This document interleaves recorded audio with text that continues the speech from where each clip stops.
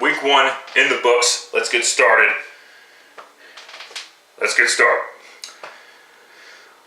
Week 2 in the books. Let's go. Ravens defeating the Pittsburgh Steelers 26-6.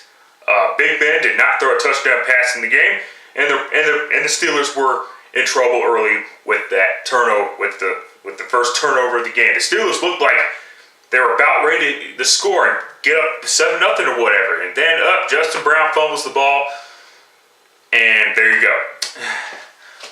Joe Flacco, better game this past Thursday than what he did yesterday.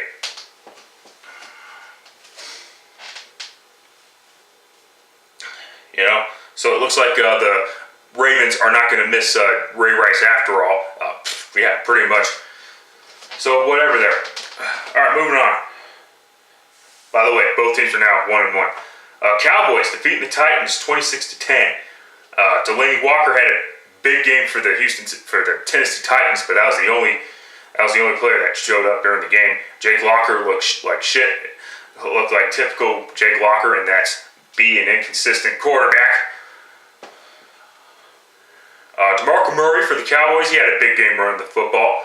And that's the thing. If the Cowboys run the football with DeMarco Murray, I know you can only run the ball so much, but if they can run the ball efficiently, give Tony Romo a break, give that Dallas defense a break, the Cowboys will be just fine. It's just simple as that. And by the way, both the Cowboys and the Titans, 1-1.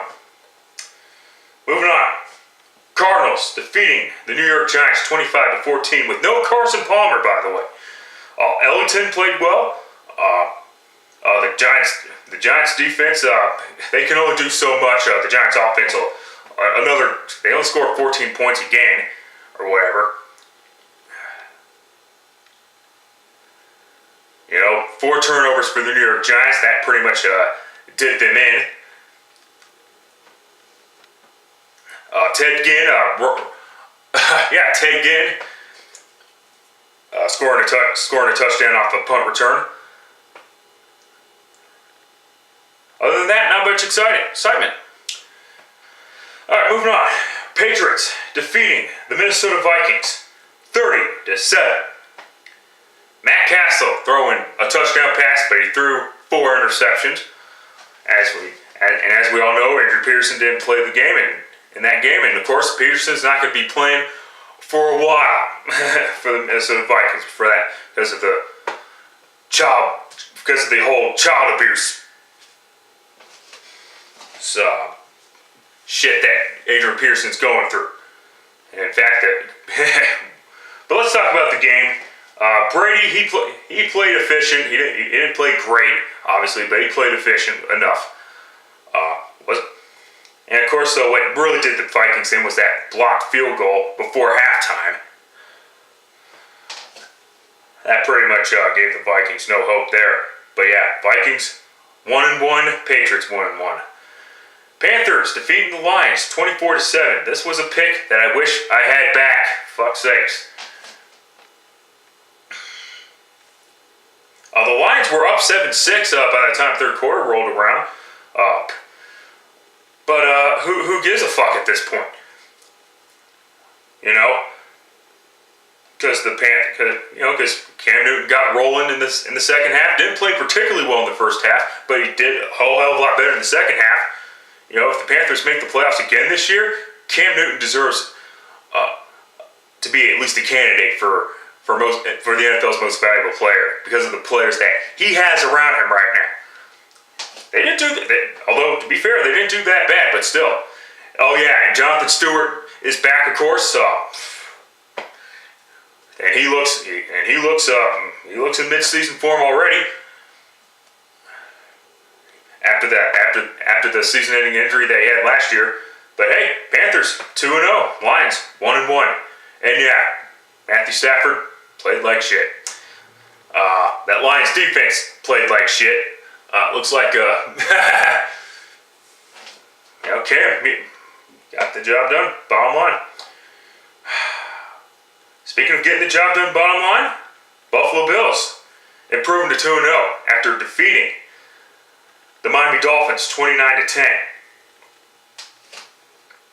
EJ Manuel is actually looking better.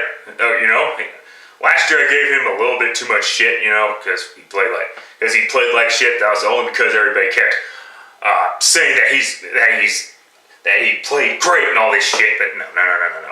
But hey, he looks more poised in the pocket or whatever.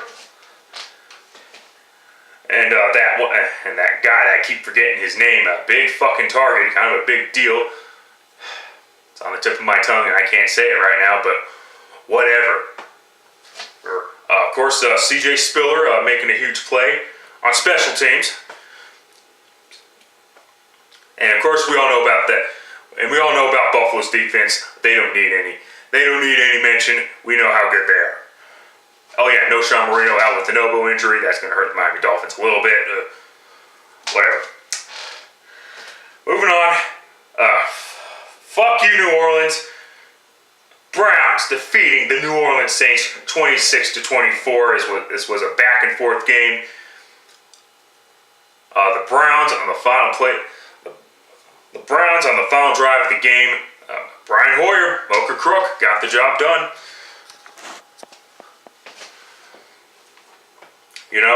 It's just simple as that. And the Browns didn't turn the ball over, so the Saints had 2 crucial turnovers. I don't know if they were crucial, but who cares? Moving on. Saints are 0-2. A surprising 0-2 start. Very disappointed in New Orleans right now. They need to step up quick because of the Falcons and the Panthers are still going to be a good team. Whatever, right now. Moving on. Bengals defeating the Atlanta Falcons 24-10. That Bengals defense is still stout, but now you got to worry about AJ Green. Because he was taken out of the game early on. So they could lose Green. They already lost Tyler Eifert because of that nasty, gruesome, dislocated elbow. Jesus Christ. And yeah, the Falcons, as expected, they weren't really I don't think they were focused on that game. They were more focused on what they're on Tampa Bay this coming Thursday night. I think that's the whole bullshit there. But yeah, Falcons are 1-1. Bengals are 2-0. Washington Redskins kicking the shit out of the Jacksonville Jaguars 41-10. Alfred Morris had a big game, but of course we all know the story. It's about Robert Griffin. Dislocated it, of course, with that dislocated ankle, that gruesome neck. Speaking of gruesome injuries, and now the Redskins, and now here we are again. We're 2 years later after that gruesome knee injury and that against the Ravens. And now, once again, another injury for Robert Griffin. And not only that, but Kirk Cousins playing well in Robert Griffin's absence. And yeah, Kirk Cousins, he's saying all the right things and shit like that.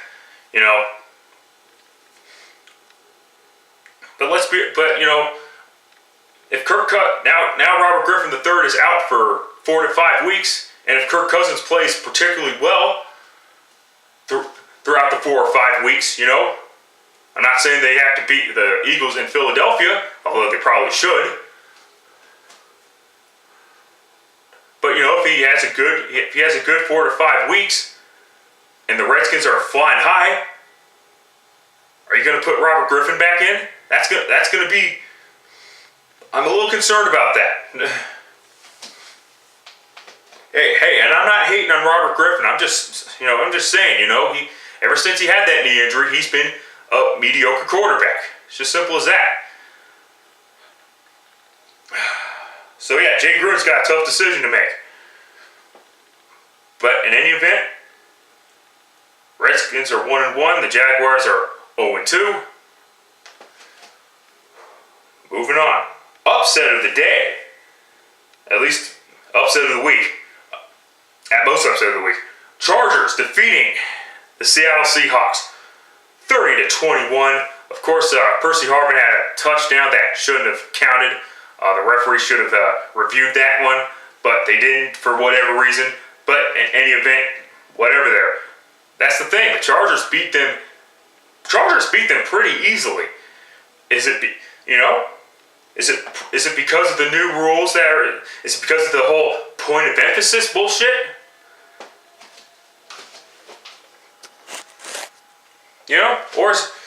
We'll wait and see. But the Seahawks definitely got sent back to reality this past week. Bottom line is, both teams are 1-1.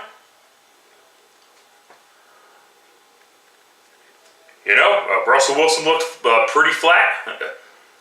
The Seahawks offense looked pretty flat. The Chargers defense is just pretty damn good, I guess. And there you go. This is my stupidest pick of the week. Texans kicking the ever-loving shit out of the Oakland Raiders. This was probably the most. This was the dumbest fucking pick I have ever fucking made since I've been on YouTube back in 2012. Seriously. It's like, what the fuck was I thinking taking the Raiders to defeat the Texans? When we know that didn't fucking happen. When I should have known anyway that wasn't gonna fucking happen. Now, that out of the way, Texans really did a good job on that team. But we need to really slow down on the fucking Texans. I understand that the Colts are struggling at that point, but more on that later. Derek Carr, pretty much playing like a rookie. Give him a few more weeks before possibly losing his job back to Schaub. But that's only if Matt Schaub is healthy or whatever. But yeah. Oh yeah, and J.J. Watt caught a touchdown pass. yeah, he finally got the big money, and he's one of those guys that's actually going to prove his worth or whatever. There you go, Aaron Foster doing a good job again. Yeah, if the Texans, who knows? Maybe I am wrong. Maybe I will be wrong about this. Nah, I doubt it. I doubt it. Whatever. All right, Broncos beating the Chiefs unconvincingly, 24-17. Peyton Manning is doing what he did. I saw this game very closely. Of course, and Peyton Manning just getting in Julius Thomas's face like holy shit. And of course, the media is going to take that, and of course, they're going to call him a good leader. But when Jay Cutler does that shit 2 years ago, he's a fucking asshole, right? Oh, but he shoved him. Oh, get the fuck out of here. He was probably just pushing him. He was just probably just trying to get by or whatever. And of course, when you get by, sometimes you gotta, you're gonna have to just push him a little bit, a harmless push or whatever. Fuck the media. Get the fuck out of here. And I love Peyton Manning. I don't love Peyton Manning. I don't have whatever there, but you know what I mean. Shut the fuck up. The word love gets tossed around too fucking often. Yeah, but the Chiefs, despite the fact that they've been shorthanded, really took it to Denver. But then again, it's a division game. You're kind of supposed to take it to your opponents, win, lose, or draw. You're expected to win, and the Chiefs did not win. End of story. Chiefs 0-2, Broncos 2-0. Rams defeating the Buccaneers 19-17. This was a pretty exciting finish. Of course, Josh McCown ran for a couple of scores. The Buccaneers had the lead at one point. They were up 17-16. And of course, the Buccaneers couldn't do enough to keep them out of field goal range. Zerline for the Rams, 4 out of 4. So he has proven that he can be accurate, despite having a strong leg sometimes. But what the fuck ever there? Yeah. But of course, the Buccaneers could have won the game had had one of the Buccaneers receivers who caught the pass. They were in field goal range. Buccaneers were out of timeouts. That's the key. That's the key. And of course, could not get up. And you know the deal. When you don't have a timeout and you're injured and you can't get up or whatever, 10 seconds has to run off the clock. That the Buccaneers receiver, whoever that fucker's name is, could not gut it out for at least to give Josh McCown a chance to spike the game. But even at that point, who knows what would have happened. But the Buccaneers, 0-2, they deserve to be 0-2. The Rams, 1-1, they deserve to be 0-2 as well, but one of these teams had to win. Sadly. Moving on. Packers defeating the Jets 31-24. It looks like the Jets are going to do this, looks like the Jets are going to pull this fucking bullshit out of, win a game, lose a game, win a game, lose a game like they fucking did last year.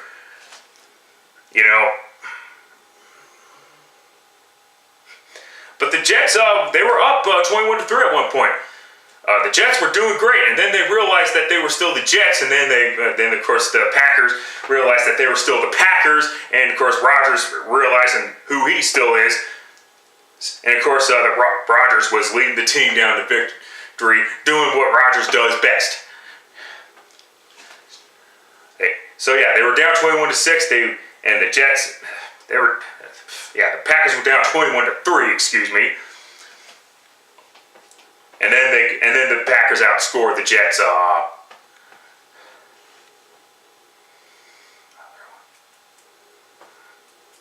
28-3 or something like that. But whatever there. Jordy Nelson is still one of the top receivers in the National Football League. He can make the tough catch when needed. But moving on. Both teams are now 1-1. Alright, Sunday Night Football. Bears defeating the 49ers 28-20. I was very impressed with Jay Cutler last week. I really was. I know I'm a Jay Cutler fan or whatever the fuck, but shit. When Jay Cutler took that fucking helmet to the chest in the second quarter before halftime, and of course it was an obvious call that needed to be flagged. But holy shit. Cutler, he didn't have the best day statistically, but he threw 4 touchdowns, 3 of them in the fourth quarter, And Colin Kaepernick, well, he fucking sucked. He accounted for all 4 of the turnovers that the Niners had. This after last week when the Niners were +4 in the turnover ratio. This week they were -4. So they're back to even, basically. Whatever. And of course the Bears' running game was bad. Again, the statistics would show you, hey, the Niners should have won the game when you look at the stat sheet. But then when you look at that, and then Colin Kaepernick, and Charles Peanut Tillman out again with the same triceps injury that he suffered last year. Major blow for Chicago. But hey, his replacement did a good fucking job picking off 2 Kaepernick passes, which led to 2 very crucial Chicago Bear touchdowns. One of them to take the lead, 21-20, and the last one to seal the deal, 28-20. Brandon Marshall caught 3 of Cutler's 4 touchdown passes. Martellus Bennett was the other guy. Very impressed. And I should have taken Chicago for, I really should have. Because, this wasn't the first time that the Chicago Bears played a team debuting in a new stadium and spoiling the home opener. Where it happened in 2008 when the Bears were facing the Indianapolis Colts at Lucas Oil Stadium. And last but not least, speaking of which, the Colts blowing a lead to lose 30-27 to the Philadelphia Eagles. And now everybody is going to want to talk about the calls that happened. Well, I got news for you, people. That missed call that everybody keeps talking about was actually a good no call. Because when you watch the play, and I'm not talking about just watch the contact, watch the line of scrimmage as well.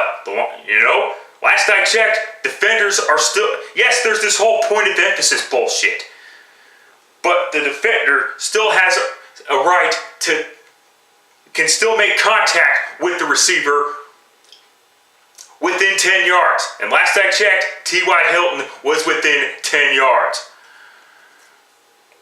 The passing game didn't inspire anybody. The running game got a little better. Trent Richardson had one of his better days. Until he fumbled, of course, and that led to a score, by the way. The bottom line is this: the Colts blew a 20-6 lead. They got back up 27-20, but when you're blowing a lead like that, you cannot blame the referees on that shit. I'm sorry, that is not how it fucking works. All right, and to the Colt fans that are bitching and complaining, cry me a fucking river. Your team deserved to lose, and the Philadelphia Eagles deserve to be 2-0. I hear fucking Heath Evans. The Eagles should be 1-1. Like, fuck off. Shut the fuck up. No. The Colts deserve to be 0-2. And the reason why the Colts are 0-2 is because the defense fucking sucks. And the Colts had chances to be 2-0. They had their chances to beat the Denver Broncos. The Broncos tried to give the game away. And the Colts had a chance to, and even on that final Colts drive, which wasn't a drive at all, just 2 runs on the first 2 downs and then a pass play, when it should have been a pass play from the get-go. It's Andrew Luck, I understand though, you can only throw the ball so many times. He threw 34 passes. But still though, it was whatever there. But yes.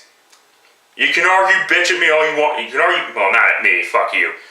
But, just argue. You can bitch all you want about the Colts.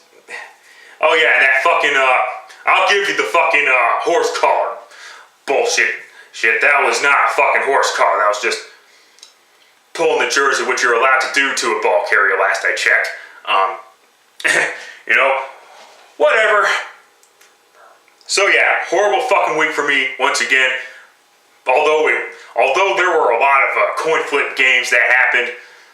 So yeah, welcome once again. This is the unpredictable National Football League. So try to do better than I'll try to do better the next week. Till next time, later, fuckers.